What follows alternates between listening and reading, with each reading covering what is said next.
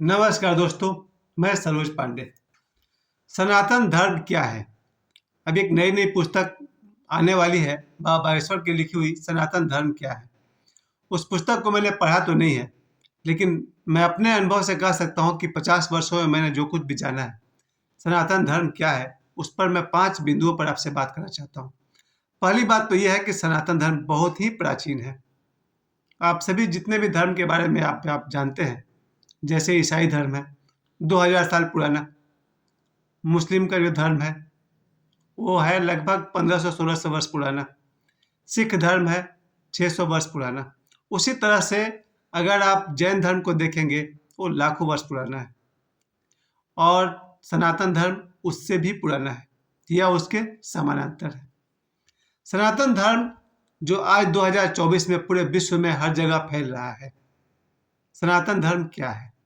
इतनी खूबसूरती के साथ सनातन धर्म अपना काम करता है। इस सृष्टि में ईश्वर ने सब कुछ बनाया, सब कुछ मतलब विपरीत भी। प्रेम है तो घृणा भी, काला है तो सफेद भी, और इस तरह से दुनिया का हर विपरीत मीठा है तो फिर तीखा भी। हर विपरीत चीज को मिला करके ये अस्तित्व बना है, ये प्रकृति बनी हुई है, और इस प्रकृति में हमें चुनना होता है, शुभ और अशुभ दोनों ही होता है। सनातन धर्म के 5 बिंदुओं में पहला धर्म तो मेरा यही पहला जो पॉइंट है वो यही है कि सनातन धर्म बहुत ही प्राचीन है। दूसरी बात, आप देखे होंगे जैन धर्म का जो इतिहास है ऋषभदेव से लेकर के आज तक हजारों वर्ष पुराना है, क्योंकि 24 तीर्थंकर हैं और सभी के बीच 2500 वर्ष का लगभग फासला है। कम से कम 50,000 वर्ष पुराना धर्म तो जरूर है जैन धर्म। उसी तरह बौद्ध धर्म जो आज से 2500 वर्ष पहले हमारे देश में चलना शुरू हुआ, उसकी एक किताब का नाम है एष धम्मो सनातनो, यही सनातन धर्म है। उसमें ही भगवान बुद्ध ने हमें समझाने की कोशिश की कि सनातन धर्म क्या है।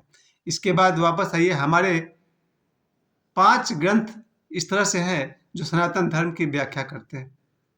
वेद, और देखिए मेरे ऐसा कितने लोग और भी होंगे जिन्होंने वेद नहीं पढ़ा है। मैंने भी चारों वेद में से एक भी वेद नहीं पढ़ा है। क्यों नहीं पढ़ा? और बचपन से लेकर के मैट्रिक तक अपना सिलेबस की पढ़ाई, फिर आईएससी की पढ़ाई, सिलेबस की पढ़ाई, फिर बीएससी, सिलेबस की पढ़ाई, आगे जाकर फिल्मी मैगजीन हो या चंपक हो या कोई भी मैगजीन हो, वेद की तरफ मैं नहीं जा पाया। तो मैंने तो वेद पढ़ा ही नहीं है, तो मैं कैसे कह पाऊंगा कि सनातन धर्म क्या है? वेद के बाद पुराण, पुराण भी मैंने नहीं पढ़ा है। उसका अंश कभी कभी पढ़ने को मिलता है, जैसे पद्म पुराण। पद्म पुराण का ही एक हिस्सा है श्रीमद् भगवत गीता। पद्म पुराण का ही एक हिस्सा है दुर्गा सप्तशती। मैंने आंशिक रूप से पुराण जरूर पढ़ा है। वेद है, पुराण है, उपनिषद। उपनिषद मुझे बहुत पढ़ने को मौका मिला, 10 से अधिक उपनिषद मुझे पढ़ने का मौका मिला, वो भी ओशो के कारण, क्योंकि उनके बहुत सारे प्रवचन है उपनिषद के ऊपर में। ये वेद, पुराण, उपनिषद, रामायण और महाभारत, ये पांचों ग्रंथ सनातन की तरफ इशारा करते हैं। आप रामायण को ही देख लीजिए, एक ऐसा आदर्श ग्रंथ हमारा जिसमें राम और रावण के माध्यम से ये दिखाया जाता है कि प्रकृति में दोनों शक्तियां मौजूद है। आपको चुनना है, आपको राम बनना है या रावण बनना है। जीवन के सारे परिस्थितियों को रामायण में दिखाया गया। दशरथ जी का पुत्र मोह भी दिखाया गया। हमारा जीवन मोह से भरा हुआ है, इसको तो जरूर मान सकते हैं, लेकिन दूसरी तरफ भगवान राम है जो मोह से पार है, मोह से परे है। इसी रामायण में एक तरफ रावण और रावण का पूरा वंश है, जिसमें एक विभीषण भी है, जिन्हें 7 अमर सिद्धों में से एक माना जाता है। तो एक तरफ भगवान राम का परिवार है और दूसरी तरफ रावण का परिवार है, जिसमें एक विभीषण है जो सात्विक व्यक्ति है। हमारा सनातन धर्म ये दिखाता है असत्य पर सत्य की विजय होती है, अधर्म पर धर्म की विजय होती है। यानी कि हम सब आज की भाषा में समझे, अगर हमने रावण का मार्ग चुना तो हमारा अंत क्या होगा, अगर हमने भगवान राम बनने का मार्ग चुना तो आप तो देख ही रहे 2024 में अगर विश्व का कोई सबसे बड़ा सितारा है आज तो भगवान राम। हमारे पाथरडी लोकोवेयर के मिश्रा भैया कल अयोध्या पहुंच गए थे। आज उन्होंने कुछ वीडियो भी भेजा, मुझे फोटो भी भेजा। परसों शाम को मिश्रा भैया लोकोवेयर से अयोध्या गए हुए हैं। तो आज तक भगवान राम का जो मान सम्मान, प्रेम, पूजा मिल रहा है, यही हमारा सनातन धर्म सिखाता है। अगर हम शुभ की राह को चुनते हैं तो हमारा जीवन राममय हो जाता है। अशुभ के मार्ग को चुनते हैं तो जीवन में निंदा, अपमान, सजा यही सब मिलता है। इसके अलावा आप देखेंगे महाभारत को देखिए, वो भी हमारे सनातन धर्म की तरफ इंगित करता है कि मनुष्य के मन का जाल ऐसा है कि कुछ लोग पांडव की तरह हो जाते हैं, कुछ लोग दुर्योधन की तरह हो जाते हैं। पांडव का अपना संघर्ष है, दुर्योधन का जो कौरव है उनका अपना संघर्ष है, और इसी बीच एक व्यक्ति और खड़ा है, भगवान श्री कृष्ण, जो सनातन धर्म के प्रतीक है। भगवान कृष्ण न तो पांडव जैसे हैं और न कौरव जैसे हैं, वो ईश्वर जैसे हैं, ईश्वर ही हैं।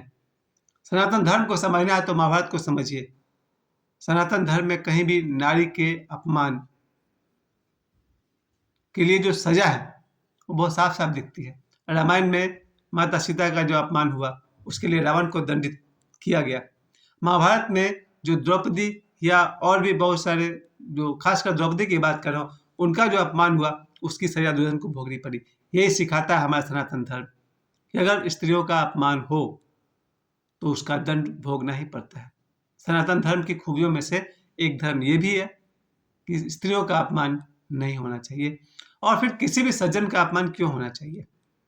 तो सनातन धर्म की एक जो मजबूत स्तंभ है वो है वेद, पुराण, उपनिषद, रामायण, महाभारत और जैसी ग्रंथ। इनके साथ एक जो और बात है वो है कि इन ग्रंथों को प्रतीक में लिखा गया है। प्रतीक में लिखे जाने के कारण ये आपके लॉजिक के पार चला जाता है, तर्क के पार चला जाता है। देखिए, ये बहुत बड़ी बात है जहाँ पर आप जो सनातन धर्म के 3 प्रमुख स्तंभ हैं, ब्रह्मा, विष्णु, महेश, इन तीनों को प्रतीक में दिखाया जाता है कि ब्रह्मा जी के 4 सिर दिखाए जाते हैं, चारों दिशाओं में एक एक सिर है। अब आप समझेंगे जनरली तो किसी आदमी का एक ही सिर होना चाहिए, लेकिन आप देखते हैं ब्रह्मा जी को 4 सिर दिखाए गए, रामायण में रावण के 10 सिर दिखाए गए। ये सब प्रतीक है। हमारे ऋषि मुनि हमसे कुछ कहना चाहते हैं, उनका ये संदेश देने का एक तरीका है। विष्णु भगवान को देखिए, 4 हाथ दिखाए जाते हैं। हम सब कहेंगे भाई जीवन में तो हमने 2 हाथ वाले ही मनुष्य देखे हैं, ये 4 हाथ वाले विष्णु भगवान क्यों दिखाए जा रहे हैं? प्रतीक में ऋषि हमसे कुछ कहना चाहते हैं भगवान विष्णु के व्यक्तित्व के विषय में। शिव जी देखने में तो मानव शरीर ही उनको दिखाया गया, लेकिन उसमें भी प्रतीक लगा हुआ है। सिर के ऊपर चंद्रमा है, जटाओं में गंगा है, गले में सर्प की माला है, हाथ में त्रिशूल है, डमरू है, इत्यादि इत्यादि। सनातन धर्म यहीं पर रहस्यमय हो जाता है, क्योंकि सनातन धर्म ईश्वर को प्रतीक में दिखा रहा है। माता लक्ष्मी को कमल के ऊपर विराजमान दिखा रहा है, या अधिकांश भगवान को, ब्रह्मा जी को कमल के ऊपर दिखाया जाता है।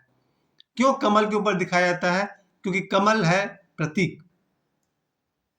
जल जमीन में जन्मा, कीचड़ में जन्मता है, जल में रहता है और आकाश में खिलता है।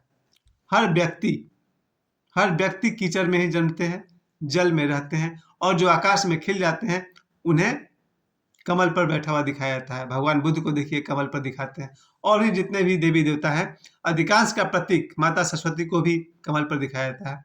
प्रतीक में लिखे गए सनातन धर्म की जो व्याख्या है वो प्रतीक में की गई है, इसलिए लोगों को तर्क से वो समझ में नहीं आता। इसके बाद मंत्र और ज्योतिष, 2 चीज को समझिए।